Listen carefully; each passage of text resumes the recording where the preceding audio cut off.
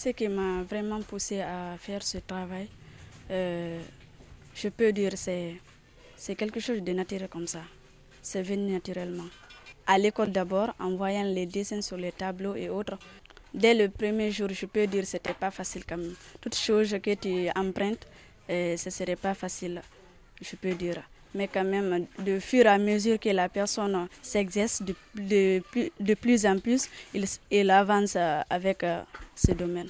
Au début, je peux dire que ce n'était pas facile, surtout aux côtés de mon père, puisque avec ma maman, il n'y avait pas de problème, mais seulement c'était à cause des financements. Mais mon papa, il ne connaissait pas l'importance et puis encore, je peux dire qu'il n'y avait pas trop d'encouragement aux côtés de lui. Mais pour ma maman, même si elle ne connaissait pas l'importance, mais elle me soutenait financièrement et des conseils là-dessus aussi. Bon, à ce niveau, parfois je m'exerce toute seule à la maison. Et si j'ai des difficultés, j'ai des amis et des proches qui s'exercent de ça aussi.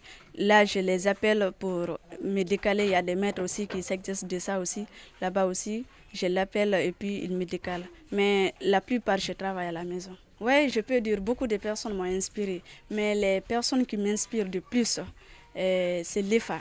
Surtout les œuvres qui se trouvent au pont 8 novembre. Si je les regarde, je me mets en tête, est-ce que je peux?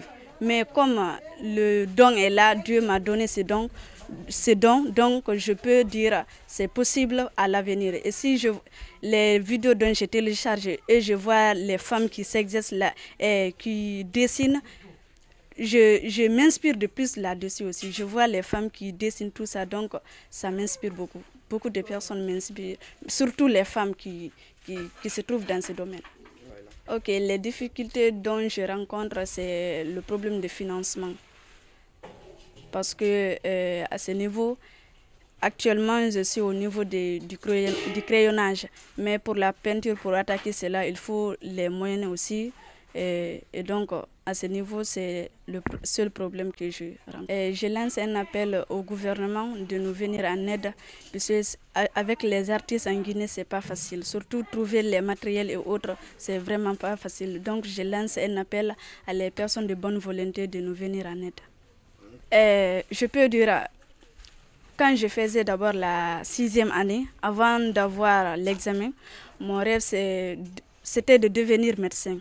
Mais comme on dit, tu peux tout rêver, tu peux rêver même d'être au paradis. Mais si ce que tu rêves là, tu n'exerces pas, donc ce serait pas, ça ne peut pas aller.